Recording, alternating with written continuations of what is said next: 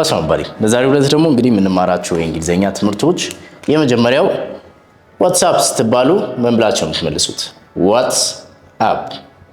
ዋትስአፕ ስትባሉ አብዛኞቹ ሰዎች ግራ ይጋባሉ። ምን ለማለት ፈልጎ ነው ምናምን ይላሉና ዋትስአፕ ማለት ትርጉሙ ምን አዲስ እንደማለት ነው። በአማርኛ አባባይ ምን አዲስ ስትሉ ምን አለ አዲስ ነገር ምናምን ስትሉ የምትጠቀሙት ነው ዋትስአፕ። ስትመልሱ ዋትስአፕ ስትባሉ ዋትስአፕ ሳይሆን መልሱ ምንድነው? you can say nothing much ምንም አዲስ ነገር የለም ወይም ደግሞ ምንም የለም ስትሉ nothing much ምንም የለም እንደ በፊቱ ነው ባክ ስትሉ ደግሞ you can say same old መድገም ትችላላችሁ ይሄንን ሁለት ጊዜ same old ወይም ደግሞ the same old story ማለት ትችላላችሁ the same old story እንደ ሁሉ ጊዜው ነው ምንም የተለወጠ ነገር የለም ስትሉ the same old story what's up the same old story አንተ ጋር ስትሉ ደግሞ ምን ትላላችሁ? what's up with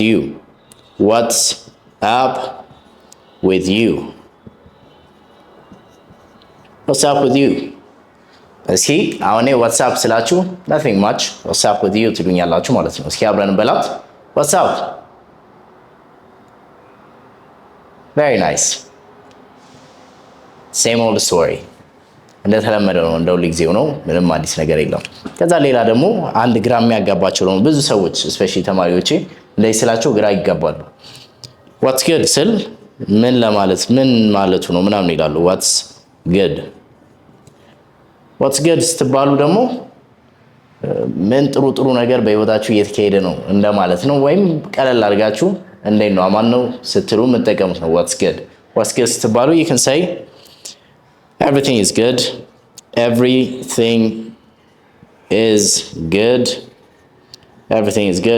what's good with you ስትመልስ ስትጠይቁ ደግሞ እናንተ what's good ትሉና with you ትላላችሁ ማለት ነው። እናንተ አንተ ጋር ስትሉ what's good with you ሌላ ደግሞ you can say life is good ማለት ትችላላችሁ። what's good ስትባሉ life is good what about you what's good with you እዚህ ጋር what about you ማለት ትችላላችሁ። what about you ማለትም what about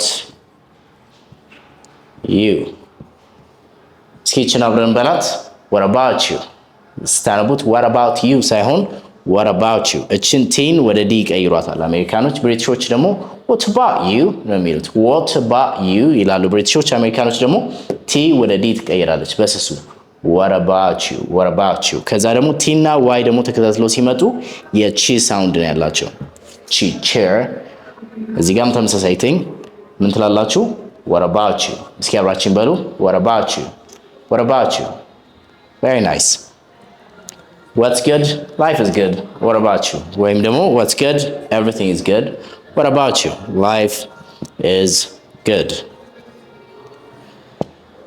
ግልጽ ነው። እነዚህ ሁለቱ በጣም ሰዎችን ግራ ያጋባቸዋል ስፔሻሊ ተማሪዎችን። ሌላ ደግሞ አንድ አለች እቺን በእርግጠኝነት እናንተ ማታውቋትም። ለማንኛውም እስኪ ልጻፋትና ከዛ አብረን እንበላት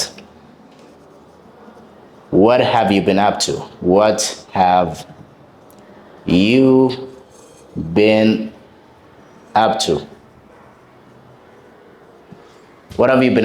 ከተባላችሁ ምን ለማለት ፈልገው ይመስላችኋል?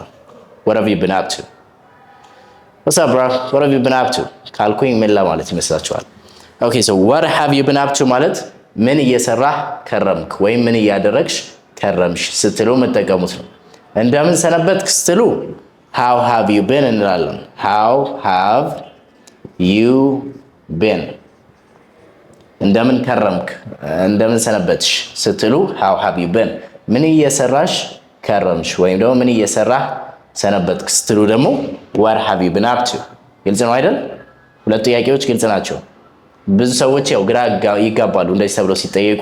የሆነ ሰው ረጅም ጊዜ ካላገኛችሁት how are you ብላችሁ አይደለም የምትጠይቁት። ምንድነው የምትሉት? how have you been እንደምን ሰነበትክ እንደምን ከረምክ how have you been እንደምን ሰነበትሽ። what have you been up to ምን እያደረግሽ ከረምሽ ምን እየሰራሽ ከረምሽ ስትሉ ደግሞ what have you been up to ብላችሁ ትጠይቃላችሁ ማለት ነው። የዛሬ ቪዲዮ ይህንን ይመስላል። እንደወዳችሁ ተስፋ አደርጋለሁ። በቀጣይ ቪዲዮ እስክንገናኝ ድረስ ቸር ሰንብቱ። ከማስተር ኢንግሊሽ ነን። እንወዳችኋለን። ቴክ ኬር